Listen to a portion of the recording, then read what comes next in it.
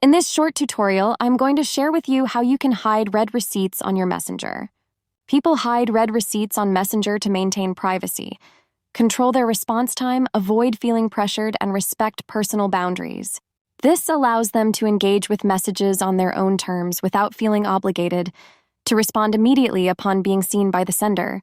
To do this, simply head into your Messenger. On your chat page, you will have to tap on these 3 lines right here.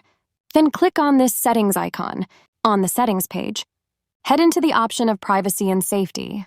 Then scroll down to the very end. Select the option of read receipts. Make sure to disable this option. When turned off, people won't be able to see when you have read their messages, and put in mind that you won't also see when they've read yours too.